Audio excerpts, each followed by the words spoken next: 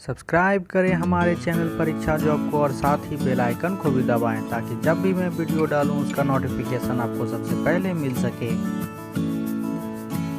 5 सितंबर की शाम 5 बजे ट्विटर पर हंगामा तो हुआ, थाली बजी तो रेल मंत्री ने पहली बार इस मामले में ट्वीट किया। वो भी अपना बयान नहीं बल्कि रेलवे बोर्ड के चेयरमैन के बयान को ट्वीट किया। सिर्फ सूचना ही थी, नौकरी देने के वक्त किए जाने वाले दावे नहीं थे कि हमारी सरकार सबको रोजगार देगी वगैरह वगैरह। पीयूष गोयल के उस बयान की छौंक तक नहीं थी कि रेलवे के इकोसिस्टम में 10 लाख नौकरियां दी जा सकती हैं। वो अक्टूबर 2017 का बयान था।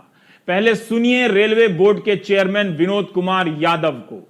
रेलवे में 1,40,000 वैकेंसी नोटिफाई की गई थी कोविड से पहले, और इसमें कुल 2,42,00,000 एप्लीकेशंस आई थी और इस एप्लीकेशंस की स्क्रूटनी पूरी कर ली गई थी। किसी वजह से कोविड की सिचुएशन होने की वजह से वो एग्ज़ाम नहीं हो पाया और अब ये निर्णय लिया गया है कि जो कंप्यूटर बेस्ड टेस्ट होता है, इसका जो एग्ज़ाम होता है इसके लिए, वो 15 दिसंबर से शुरू किया जाएगा और एक इसका डिटेल शेड्यूल बहुत ही जल्दी जारी किया जाएगा। यहां कोविड एक बहाना है। नीट जेईई की परीक्षा कराते वक्त सरकार कोविड को बहाना नहीं बनाती है। रेलवे की जिस परीक्षा की बात हो रही है उसके फॉर्म भरने की प्रक्रिया अप्रैल 2019 में खत्म हो चुकी थी। तब आपने कोरोना का नाम नहीं सुना था। इस परीक्षा को जून से सितंबर 2019 के बीच संपन्न होना था, मगर अब यह परीक्षा दिसंबर 2020 में शुरू होगी। छात्र ही कह रहे हैं कि प्रक्रिया पूरी होने में 2020 या 2023 आ जाएगा। विनोद कुमार यादव अपने इस दूसरे बयान में भी एक परीक्षा भूल जाते हैं। 27,795 लोको पायलट के साथ साथ 36,576 टेक्नीशियन की भी बहाली निकली थी, जिसका रिजल्ट अक्टूबर 2019 में आया। कुछ की इस साल ज्वाइनिंग हुई मगर बाकियों की अटकी हुई है। कब होगी इस बारे में बयान नहीं आया है। विनोद यादव कह रहे हैं कि सहायक लोको पायलट की ट्रेनिंग कैसे कराई जाए, इसकी प्लानिंग पूरी होते ही उन्हें ज्वाइन करा लिया जाएगा।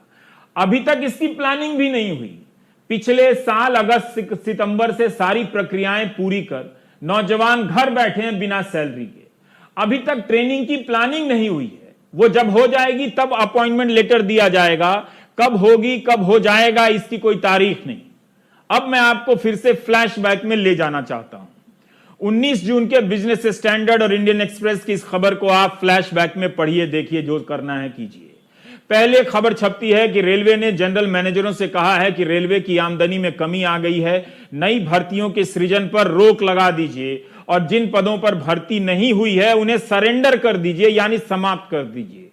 सुरक्षा पदों को छोड़कर नए पदों का सृजन नहीं होगा, यानी नई वैकेंसी नहीं आएगी।